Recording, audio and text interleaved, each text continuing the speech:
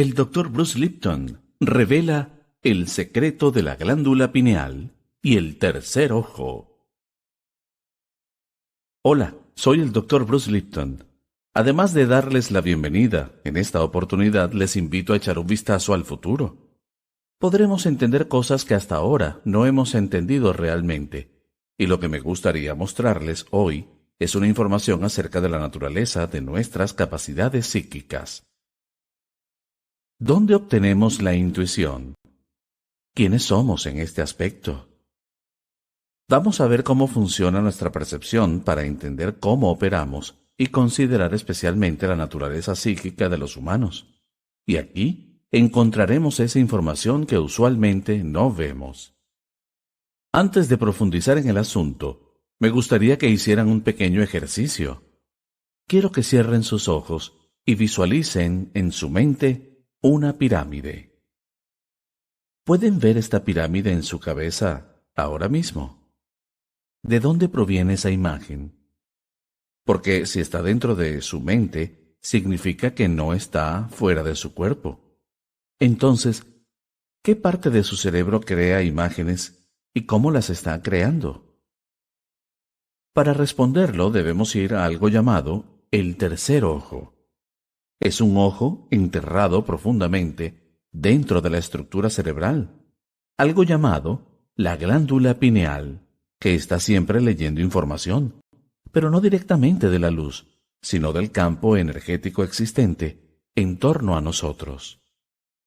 Para entender esto, debemos penetrar la anatomía del sistema nervioso y ver cómo la misma contribuye al entendimiento de la manera en que las ideas e intuiciones pueden llegar a nuestra mente de una forma no física y, sin embargo, manifestarse como una expresión óptica en nuestra visión y conciencia. Uno de los aspectos más interesantes de la ciencia biológica es que hemos tomado y disgregado los sistemas existentes dentro de los individuales. Así que cada organismo posee algo así como el equivalente de un sistema digestivo o respiratorio o nervioso. Todas son funciones diferentes, pero hay una característica en común, porque todos estos sistemas tienen 3 unidades funcionales importantes. Estas unidades funcionales incluyen el input, la entrada o insumos, que es como la información se integra al proceso, donde es analizada por el sistema, y el output, salida, donde el sistema crea una respuesta apropiada en conexión con la entrada, input, de modo que hay 3 divisiones.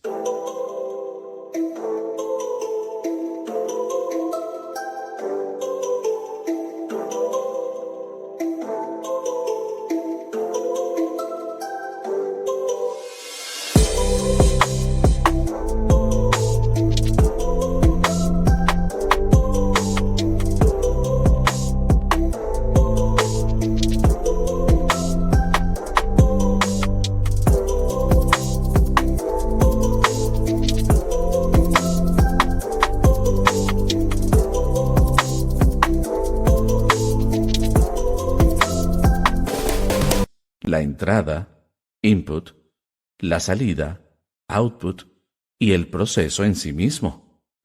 Lo interesante es que cuando ustedes observan el sistema nervioso, los elementos de este se revelan como una estructura física en la cual todos estos subsistemas, tanto de entrada como de salida, son expuestos en un patrón secuencial como una correlación estructural de dicho sistema nervioso. Por ejemplo, miremos dentro de una neurona. La parte superior de esta neurona semeja a una cornamenta, que son las dendritas, donde la información entra en la neurona. Esto se llama input. Y entonces las dendritas terminan en el cuerpo de la célula, donde se procesa esa información que está entrando. Entonces, cuando las secuencias analizan la información, esta es remitida mediante el output o salida, a través de lo que se llama axón. Esta es una prolongación filiforme que parte del cuerpo de la neurona y termina en una ramificación en contacto con las células musculares, glandulares o con otras células nerviosas. De este modo, estas 3 divisiones son físicamente canalizadas desde el proceso de entrada al proceso de salida, repitiendo así nuevamente el mismo patrón. Por ejemplo, si miramos el líquido cefalorraquídeo desde el tope de la espina dorsal, veremos la forma de una mariposa en el centro de la columna vertebral, esto es, donde están los nervios. Lo interesante es que se trata de una estratificación.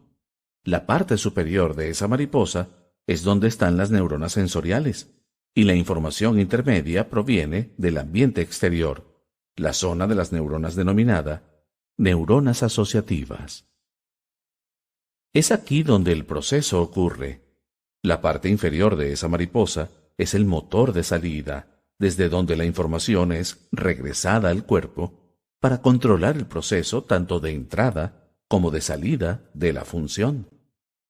También podemos ver, por ejemplo, el cerebro, donde sabemos que están las tres secciones que lo integran: el cerebro anterior, el cerebro medio y el cerebro posterior o rombencéfalo.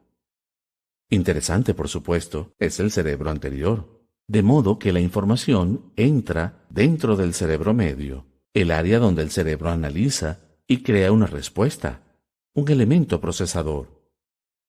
El cerebro posterior se caracteriza como un elemento propulsor porque desde aquí la información es remitida al cuerpo para controlar las funciones de los diferentes sistemas del organismo.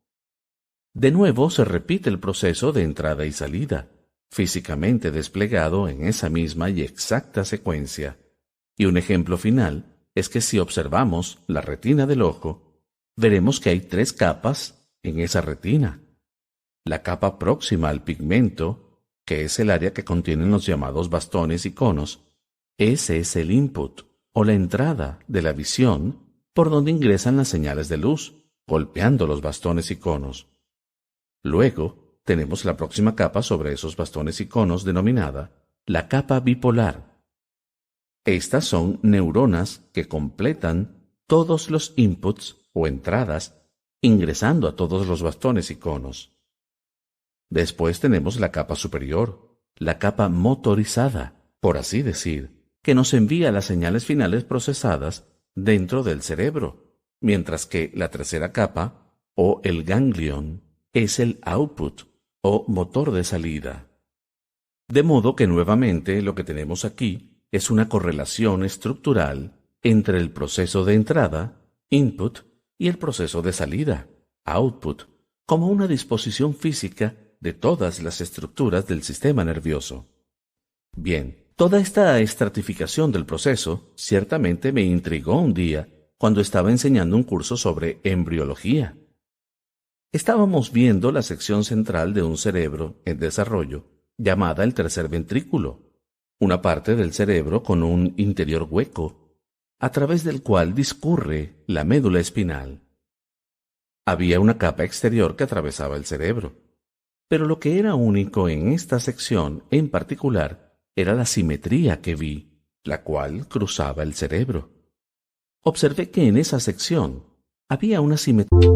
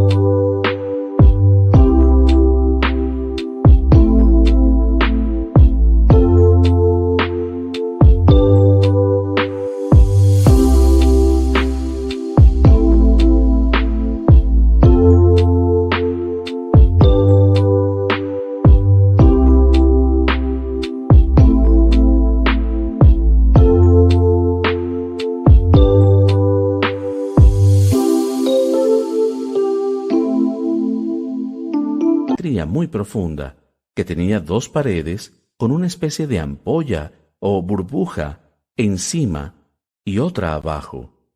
Y lo primero que reconocí fue el tercer ventrículo del cerebro. Esa tercera ampolla es llamada la glándula pituitaria, la glándula maestra, y en este caso particular, la salida maestra, que es el motor equivalente. Y entonces me pregunté, ¿cuál es la otra estructura en el tope derecho, encima de la propia burbuja que es la glándula pineal? Además me pregunté, ¿por qué era relevante? Pues porque la pituitaria es el motor de salida en el equilibrio de ese proceso de entrada y salida, donde la glándula pineal vendría a representar la entrada o el insumo maestro, lo cual suministra una nueva e importante percepción. Tal percepción indica que la glándula pineal, la cual obtiene su nombre del simple hecho de que su estructura semeja a una pequeña piña, en verdad representa la entrada o input de un receptor de información ambiental, información que, viniendo de ella, pasa luego a través del tercer ventrículo, donde es procesada y alterada por la otra información suministrada a su vez por el tálamo y el hipotálamo. Entonces, la señal final golpea la glándula pituitaria o glándula maestra, que envía la información a todo el organismo para coordinar sus funciones. Si regresamos en la historia y entendemos la naturaleza y coordinación del cuerpo, estos centros de control han sido denominados chakras, de los cuales hay 7, y el sexto chakra es llamado el tercer ojo, porque está justo encima de los nuestros. ¿Qué representa eso? Que históricamente la glándula pineal ha representado un ojo de visión interno. Sin embargo, la glándula pineal está enterrada profundamente en el cráneo y no recibe directamente la luz del exterior. Es un ojo, ciertamente, que analiza el espectro electromagnético y ha sido reconocido como un dispositivo de entrada, o input, un dispositivo primario. Bien, una de las interesantes características de la glándula pineal es que contiene cristales considerados por muchos como indicio de un proceso degenerativo influido por cosas como flúor en el agua. Bueno, déjenme asegurarles un hecho importante. La glándula pineal tiene cristales adentro mucho antes que existiera algo llamado flúor en el agua. Históricamente, siempre ha tenido cristales y nacimos con ellos. No es que hayan aparecido de golpe. Así que en vez de un proceso degenerativo, es muy probable que ellos tengan un proceso muy funcional. Regresemos en el tiempo antes de la televisión y al principio de la radio, porque es relevante, porque las primeras radios carecían de tubos y alambres y todas esas cosas. Los primeros aparatos eran llamados radio de cristales o de galena. Bien, lo que pasaría es que si tomaran un alfiler de cabeza y pincharan el cristal en cierto punto, podrían escuchar las transmisiones radiales porque el cristal está interfiriendo la energía del ambiente con esas transmisiones que pueden escuchar con un par de audífonos. Así que de nuevo, ni tubos, ni transistores, ni resistencias. Solo un cristal descargando un campo electromagnético. Y entonces, de golpe, desde ese campo, cuando tocan esos cristales, la energía de la frecuencia radial es ciertamente convertida en sonido que se puede escuchar con unos audífonos. Sí, es una radio primitiva, pero que sirve para darles una simple analogía de los antiguos días antes de los televisores LCD. Teníamos tubos de imágenes y, como dije, lo que es relevante es que en la parte trasera del tubo hay un disparador de electrones llamado arma, que dispara esos electrones al otro extremo del dispositivo, golpeando e iluminando la pantalla, que posee un puñado de magnetos ubicados precisamente en el cuello de ese tubo. Y adivinen qué, la información en esos magnetos altera el rayo en la medida en que salen del dispositivo llamado arma, antes que impacten sobre la pantalla. Es la información en estos magnetos la que da forma a la imagen final que se nos muestra en la pantalla. Ahora traslademos esta analogía a la glándula pineal, cuyos cristales constituyen el equivalente del dispositivo o arma en el tubo de imágenes de la televisión. El tálamo o el hipotálamo generan campos electromagnéticos que influyen en las señales provenientes de la glándula pineal, basadas en nuestras experiencias vitales. Al final, la información suministrada por la glándula pineal, alterada por el tálamo y el hipotálamo, golpea la glándula pituitaria, que es el equivalente de la pantalla del tubo de imagen del televisor, siendo aquí donde se produce finalmente la imagen controlada por nuestra glándula pituitaria para complementarla, percibirla y luego organizarla en nuestro organismo. Cuando entendí esto y empecé a reconocer la polaridad de la expresión en lo físico del proceso continuo de entrada y salida, fui a visitar a un amigo mío, Christopher Hill, un científico que hace yoga. Estaba muy entusiasmado por mostrarle el patrón para que entendiera las cosas que pasan en la ciencia. Mediante la comprensión del patrón, puedes predecir las cosas. Así que estaba hablando con mi amigo Christopher acerca de cómo nos llegan intuiciones a través de ese receptor de cristal llamado glándula pineal, y cómo dichas intuiciones son modificadas por nuestras experiencias. Y es entonces cuando somos capaces de controlar los outputs o salidas de nuestra glándula pituitaria maestra que moldea nuestras vidas.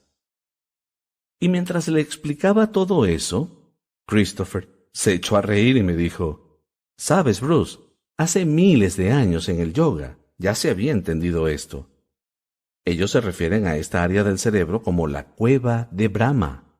Ellos ya decían que es el ventrículo donde yace la médula espinal, que consideraban algo así como el equivalente del mar primordial, y enfatizaban la importancia de esta glándula al enviar información a la médula espinal como olas que finalmente conectaban la pituitaria en el fondo de esa cueva Brahma. Así es como nuestra vida es moldeada. Por supuesto, yo me sentí totalmente emocionado de ver en la glándula pineal un receptor de esa información que usamos para organizar nuestras vidas. No es una idea nueva, ha sido expresada durante miles de años. Pero lo que es nuevo es la percepción de que esta idea se aviene con la convencional biología moderna y la anatomía del tercer ventrículo del cerebro. Esto no es un accidente ni una coincidencia.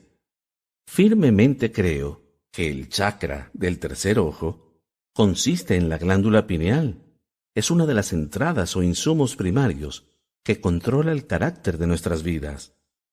Más que solo un símbolo de nuestra intuición, es el tercer ojo un mecanismo biológico para leer el campo electromagnético.